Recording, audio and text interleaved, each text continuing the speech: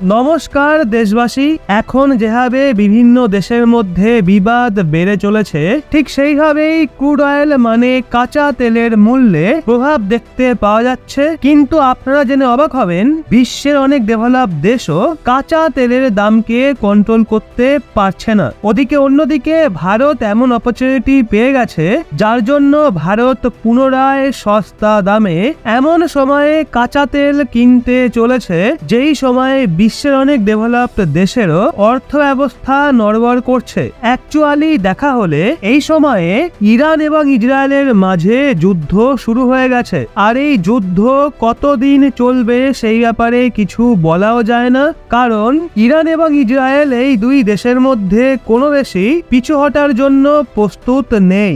কারণ ইরানে crude oil মানে কাঁচা তেলের অনেক বড় ভান্ডার পাওয়ার জন্য ইরান সেটার সাপ্লাই অন্যান্য দেশেও করে। এর জন্য কাঁচা তেলের মূল্যে পার্থক্য দেখতে পাওয়া যাচ্ছে। কিন্তু আমাদের জন্য ভালো ব্যাপার হলো, ক্রুড অয়েলের দামের ফ্ল্যাকচুয়েশন থেকে বাঁচার জন্য ভারত নতুন রাস্তা খুঁজে পেয়ে গেছে। এই সদ্যই একটা খবর বেরিয়ে আসে, ভারতের একটা আফ্রিকান মিত্র দেশ নামিবিয়াতে একটা তেলের ভান্ডার খুঁজে পাওয়া গেছে, যেখানে মোটামুটি 10 বিলিয়ন ব্যারেল ক্রুড অয়েল থাকার সম্ভাবনা রয়েছে। সেই জন্য ভারত নামিবিয়ার থেকে সস্তা দামে কাঁচা তেল কিনতে পারে, যেমনটা আমরা বিগত 2 বছর ধরে রাশিয়ার সাথে করেছিলাম। তো এই সম্পূর্ণ আপডেটটা আমরা জানবো, কিন্তু এগিয়ে যাওয়ার পূর্বে ভারত সস্তায় তেল পাওয়ার জন্য যে নতুন একটা মিত্র দেশের সন্ধান পেয়েছে, তার জন্য ভিডিওটা অবশ্যই একটা লাইক এবং চ্যানেলটা সাবস্ক্রাইব করে না থাকলে অবশ্যই করে নিন, কেননা এটা আপনাদের কাছে সামান্য ব্যাপার হলেও আমাদের মোটিভেট রাখার জন্য অত্যন্ত গুরুত্বপূর্ণ। এই সময়ে গোটা বিশ্বজুড়ে প্রায় তিনটে যুদ্ধ চলছে, আর যে যুদ্ধ শুরু হয়েছে সেগুলো থামার নামও নিচ্ছে না। একটার দাপট কমতে না কমতেই আর একটা শুরু হয়ে যাচ্ছে, যেমনটা সদ্যই ইরান এবং ইসরায়েলের মাঝে শুরু হয়েছে। আর এমনটা দেখা গেছে, যখন যখন অনেক দেশ যুদ্ধে লিপ্ত হয়, তখন কাঁচা তেলের মূল্য আকাশ ছুঁতে দেখা যায়। আর কাঁচা তেলের দাম বেড়ে যাওয়ার কারণে দ্রব্যমূল্য আকাশ ছোঁয়া হতে থাকে, যার জন্য সমস্যায় পড়তে হয় সাধারণ নাগরিকদের। কারণ কাঁচা তেলের দাম বাড়ায় ডিজেল এবং পেট্রোলের দাম দ্রুত গতিতে বাড়ে, যার জন্য ট্রান্সপোর্টেশন কস্ট বাড়তে থাকে। আর দেখা হলে সামুদ্রিক জাহাজ থেকে শুরু করে ট্রাক, যেই যানবাহনগুলোর ব্যবহার পণ্য সামগ্রীর ট্রান্সপোর্টেশনের জন্য করা হয়, সেই সবই ডিজেল এবং পেট্রোল দ্বারাই অপারেট হয়। কিন্তু যদি আপনি নোটিস করে থাকেন, তো মোটামুটি 2-2.5 বছর ধরে রাশিয়া এবং ইউক্রেনের মাঝে যুদ্ধ চলার সাথে সাথে ইসরায়েল এবং হামাসের মধ্যেও যুদ্ধ চলছে, কিন্তু ভারতে দ্রব্যমূল্য অত বেশি বাড়েনি যতটা তুর্কি এবং জাপানের মতো দেশে বেড়েছে। এমনটা এর জন্য কারণ রাশিয়ার সাথে ভারতের সম্পর্ক ভালো হওয়ার জন্য রাশিয়া এবং ইউক্রেনের মাঝে যুদ্ধের সময় ভারতকে রাশিয়া সস্তা দামে কাঁচা তেল অফার করে। আর ভারত সময় নষ্ট না করে ভারী মাত্রায় কাঁচা তেলকে সস্তা দামে কিনে স্টোর করে নেয়, যার জন্য ভারতকে কাঁচা তেলের জন্য অন্য দেশের দিকে হাত বাড়াতে হয় না। কিন্তু রাশিয়ার ওপর আমেরিকার দ্বারা স্যাংশনও লাগানো হয়েছিল, যাতে অন্যান্য দেশগুলো সস্তা দামে কাঁচা তেল কিনতে না পারে। আর এর জন্য অন্যান্য দেশে দ্রব্যমূল্য আকাশ ছুঁচ্ছিল, আর ওখানকার জনতাকে অনেক সমস্যার সামনা করতে হয়, যার জন্য অন্যান্য দেশের ইকোনমিকে নিচের দিকে নামতে দেখা যায়, যার মধ্যে জাপান এবং চীনের মতো ডেভেলপড দেশও সামিল রয়েছে। কিন্তু যদি আপনি ভালো মতো নজর দেন, তো এমন সময়ে ভারতের অর্থব্যবস্থার গতি এক ফোঁটাও কমে না। যখন দুনিয়ার সমস্ত দেশের মার্কেট মন্দার সামনা করছিল, আপাতত ভারত এই সময়ও অন্যান্য দেশে কাঁচা তেলের মার্কেটের সন্ধান করছিল, যাতে যুদ্ধের সময়ও ভারত সস্তা দামে কাঁচা তেল কিনতে পারে। আর সদ্যই জারি করা লেটেস্ট রিপোর্ট অনুযায়ী ভারত এই সুযোগই আফ্রিকার একটা দেশ নামিবিয়াতে পেয়ে গেছে। আসলে সদ্যই একটা খবর বেরিয়ে আসে যে নামিবিয়াতে একটা অয়েল ফিল্ড ডিসকভার করে ফেলা হয়েছে, যেখানে মোটামুটি 10 বিলিয়ন ব্যারেল কাঁচা তেল থাকার সম্ভাবনা রয়েছে। আর এই অয়েল ফিল্ডকে পর্তুগিজ অয়েল কোম্পানি সন্ধান করে খুঁজে পেয়েছে, যেটা নামিবিয়ার দক্ষিণ এরিয়াতে অবস্থিত।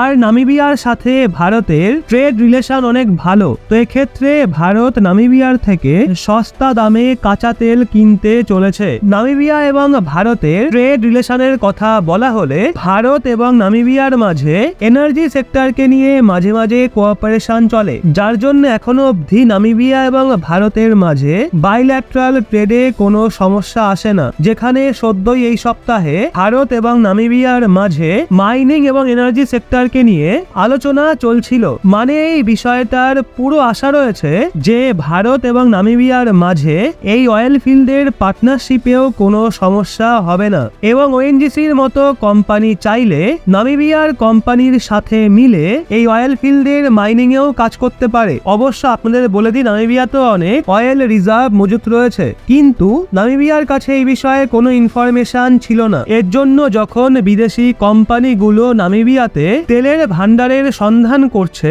তখন নামিবিয়াতে তেলের ভান্ডার পাওয়া যাচ্ছে, কারণ 10 বিলিয়ন ব্যারেল ভান্ডার সম্পন্ন এই অয়েল রিজার্ভ ছাড়াও আজ থেকে কিছু দিন আগে ফ্রান্সিস company total energy 11 billion barrel ভান্ডার সম্পন্ন অন্য তৈলকূপের সন্ধান করেছিল। মানে এই সময় নামিবিয়াতে মোট 21 বিলিয়ন ব্যারেল কাঁচা তেলের ভান্ডার খুঁজে ফেলা হয়েছে, যার জন্য নামিবিয়ার ফায়দা হওয়ার সাথে সাথে ভারতের মতো মিত্র দেশেরও সস্তা দামে কাঁচা তেল পাওয়ার আশা রয়েছে। কারণ যতই নামিবিয়াতে কাঁচা তেলের ভান্ডার মজুদ থাকুক, কিন্তু নামিবিয়ার কাছে একে রিফাইন করার টেকনোলজি এবং ইনফ্রাস্ট্রাকচার নেই। এর জন্য নামিবিয়ার কাছে স্বয়ং কাঁচা তেল থাকা সত্ত্বেও আমরা গত বছর মোটামুটি $240 মিলিয়ন পেট্রোলিয়াম নামিবিয়াকে এক্সপোর্ট করেছি। মানে এর থেকেই আপনি আন্দাজ করতে পারেন দিনকে দিন নামিবিয়া ভারতের ওপর তার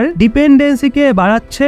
আর যদি আপনি এই রিপোর্ট দেখেন, তো আমরা বিগত এক বছরে মোটামুটি $418 মিলিয়ন প্রোডাক্ট শুধুমাত্র নামিবিয়াতে এক্সপোর্ট করেছি, যেখানে $235 মিলিয়ন সামগ্রীকে আমরা নামিবিয়ার থেকে ইম্পোর্টও করেছি। যা মিলিয়ে ভারত এবং নামিবিয়ার মাঝে বিগত এক বছরে প্রায় $654 মিলিয়ন বাইল্যাট্রাল ট্রেড হয়েছে। আর আমাদের জন্য ভালো ব্যাপার হলো যে নামিবিয়াতে ভারত থেকে হওয়া এক্সপোর্ট প্রতি বছর বেড়েই চলেছে, যাতে বিগত এক বছরে 178% গ্রোথ দেখতে পাওয়া গেছে। মানে দেখা হলে ভারত এবং নামিবিয়ার মাঝে মাইনিং এবং energy infrastructure development, education, agriculture আরো বাড়ানো যেতে পারে।